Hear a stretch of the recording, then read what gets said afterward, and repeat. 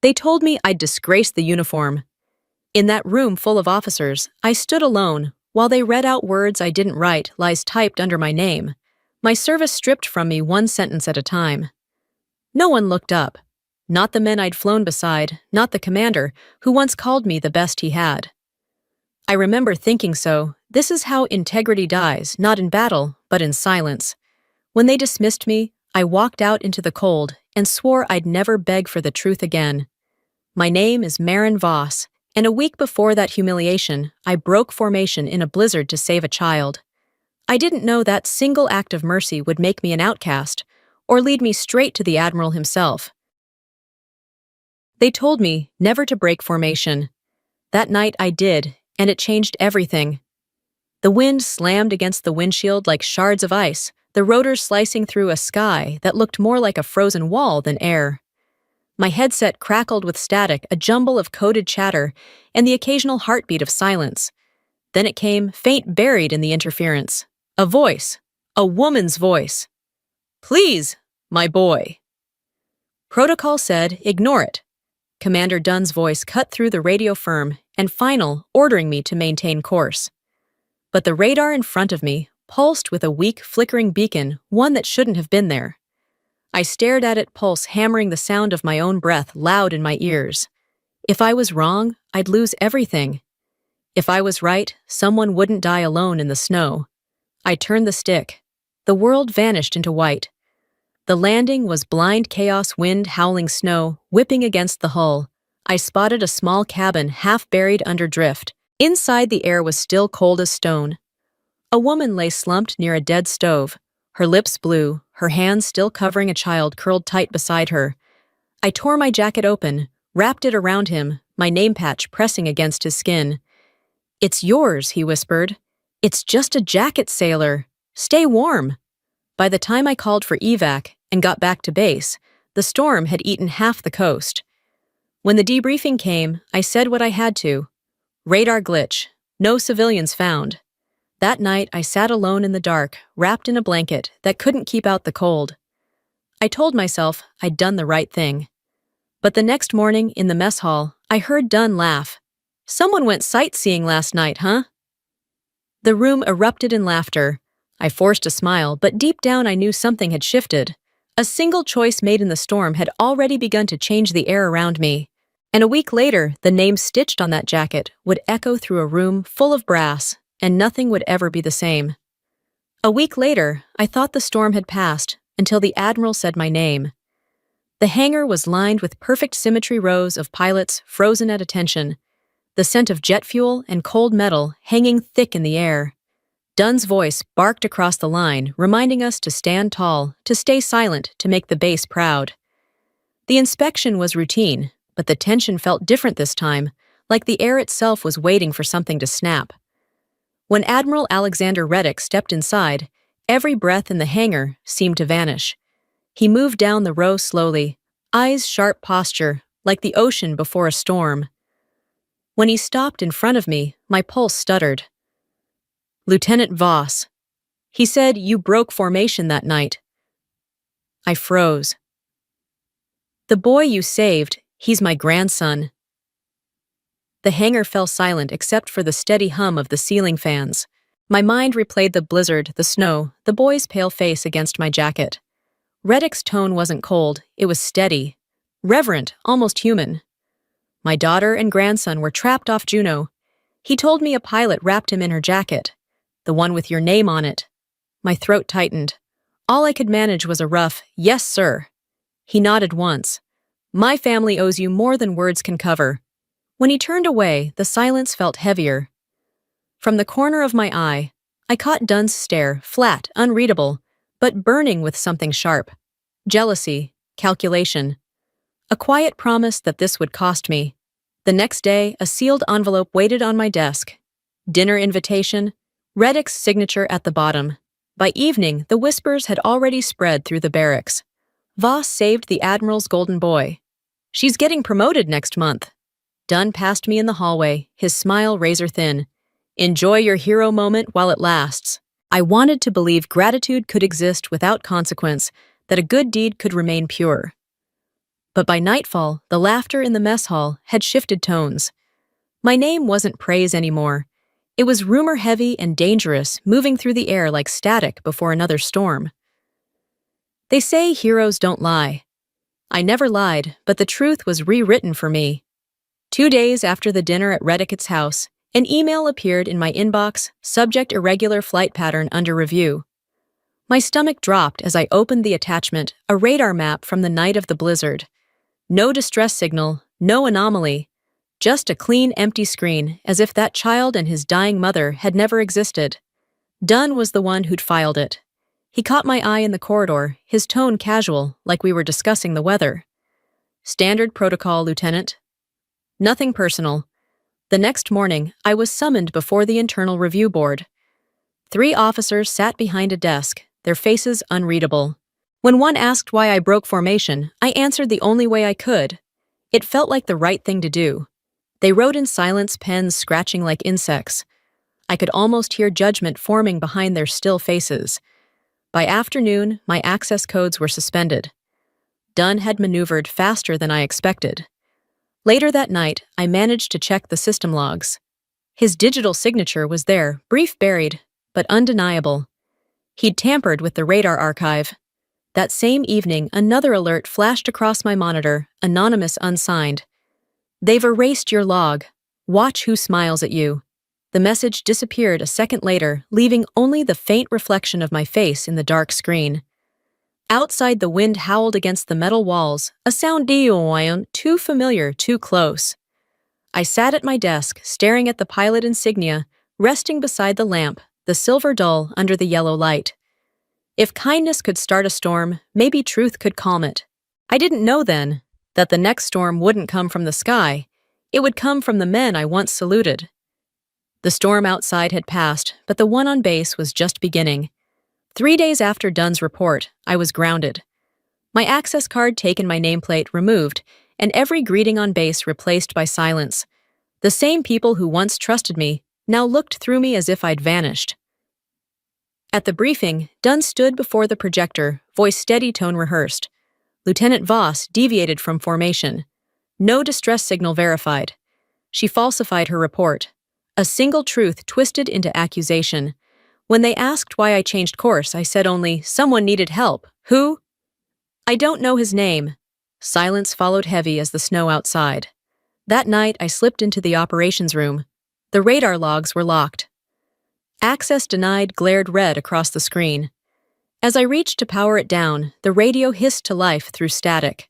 A voice whispered between frequencies. "They're rewriting your logs. Check Terminal 3. Tonight." I crossed the tarmac under freezing wind.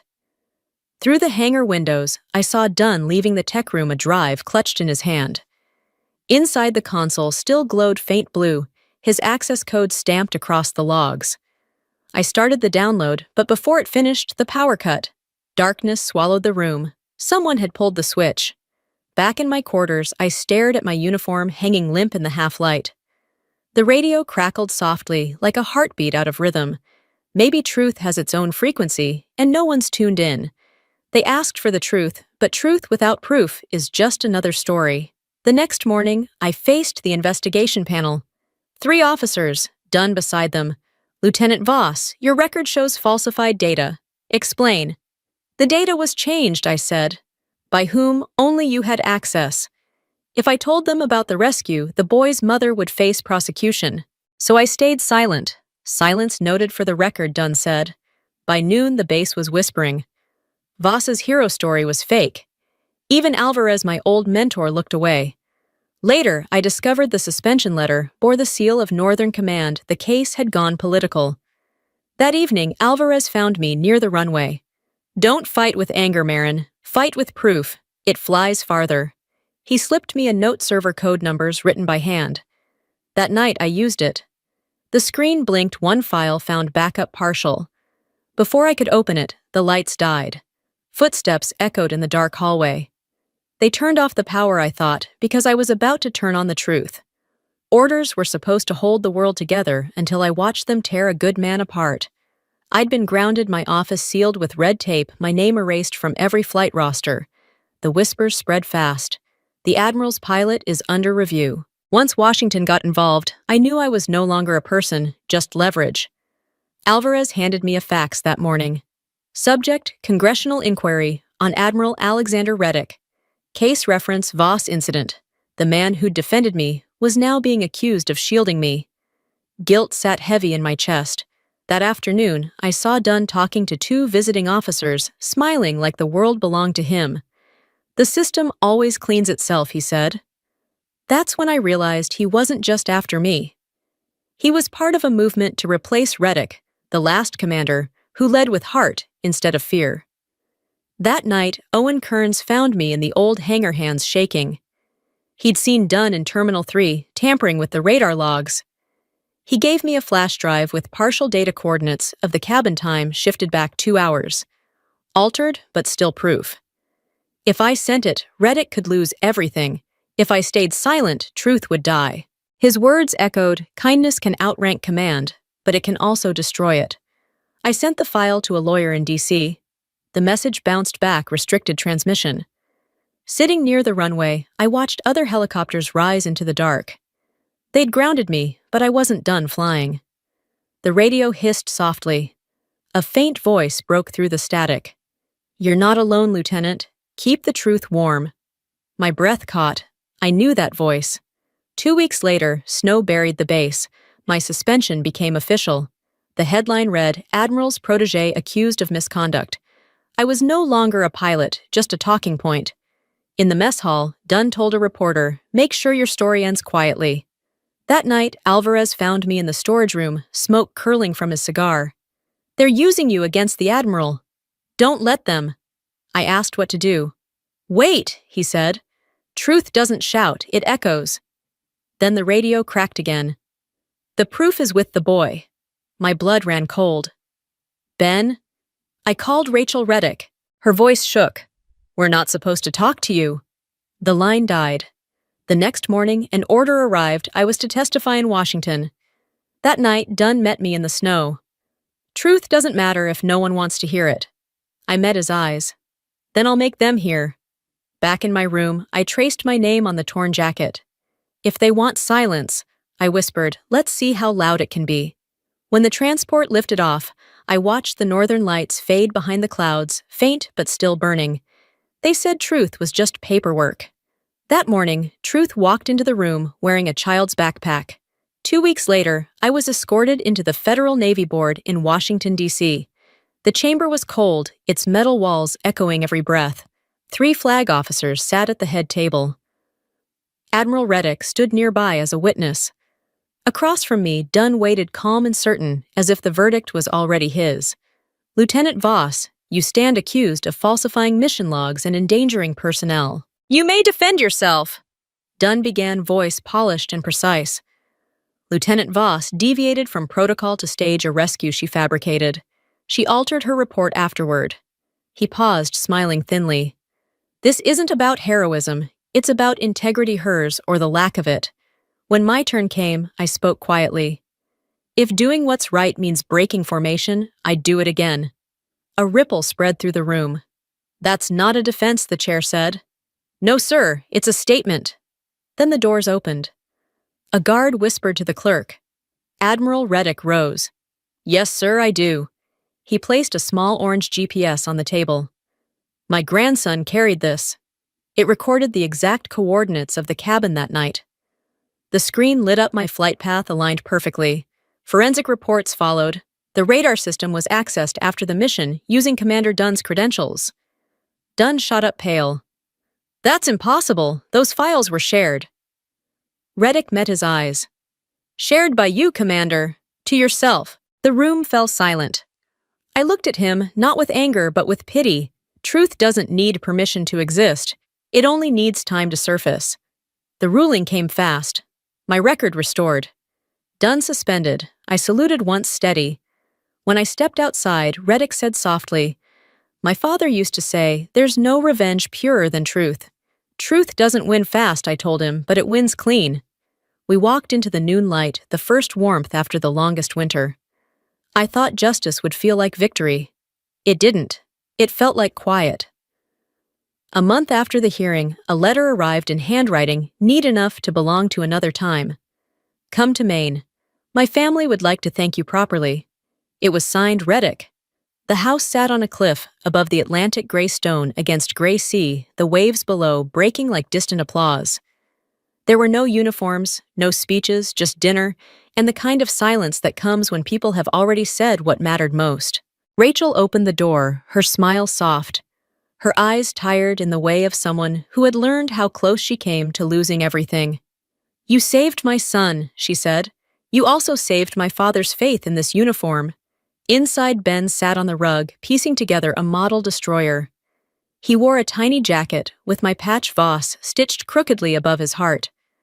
When he saw me, he ran over arms wide, smelling faintly of salt and glue. I kept your jacket, ma'am. Grandpa said it's lucky. I knelt, brushing a hand through his hair. It's not lucky, Ben. It's brave. He grinned, reached into the pocket, and pulled out a small square of torn fabric. I sewed it to my backpack. It keeps me safe. The scrap was from my flight suit, frayed at the edges, but still holding its color. I traced the stitching, realizing it had outlasted the storm better than I had.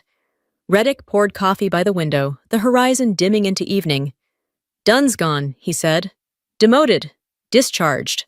His record reads forged command data. He stared at his hands. He was brilliant once, but he forgot that honor can't be coded.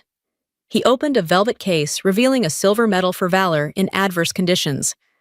I shook my head. With respect, sir, I already got what I came for, the truth. He studied me for a moment, then smiled the faintest smile. After dinner, we stepped out onto the porch, the wind carrying the sharp scent of salt and pine. The sea stretched endless calm, unjudging. You reminded me that leadership isn't about control, he said quietly. It's about heart. Then we both learned something this winter, I answered. Behind us, Ben's laughter broke through the steady rhythm of the waves. I closed my eyes and let the sound sink in. Justice, I realized, isn't the roar of a crowd or the crack of a gavel. It's the quiet peace of knowing you no longer need to prove anything at all. Spring came late that year, but it came. Back in Alaska, the ice had retreated to the edge of the sea. The sky was streaked with thin, slow-moving clouds, blue as memory. The air smelled of thaw and salt. When I walked across the tarmac toward my helicopter, the hum of its engine felt like a heartbeat I'd been missing. I'd been reinstated quietly without ceremony. No applause, no handshakes, just a flight order with my name on it and the familiar weight of the headset resting against my collar. When I lifted off, the world below opened into miles of glassy water and melting snow. The Bering Sea glittered like a second sky, cold and endless. The place where everything had once gone wrong and then somehow right again. The radio came alive with the calm voice of the tower. Sitka Air Station, visibility clear, wind eastbound. Roger that, I replied. Lieutenant Voss reporting. Formation reestablished. Beneath me lay the island where I'd broken formation that night. The cabin was gone now, swallowed by the melt, replaced by new green. Only a pale trail cut through the forest, like a scar fading with time.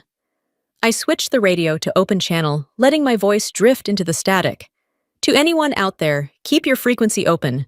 Sometimes the faintest signal carries the loudest truth. The line hissed softly, then cleared. For a moment, I caught my reflection in the cockpit glass, older, steadier, but still looking toward the same horizon. They grounded me once, I thought. But the sky never stopped calling. The helicopter rose through the amber light, sea and sky blending into one. Somewhere below, waves whispered against the shore, quiet and constant. Not every battle is fought with anger. Some are won with kindness, and time delivers the rest. As the sun dipped toward the edge of the world, the sky turned to fire, and the horizon glowed like something reborn. Justice, I realized, didn't roar. It shimmered silent and sure where the sky finally cleared.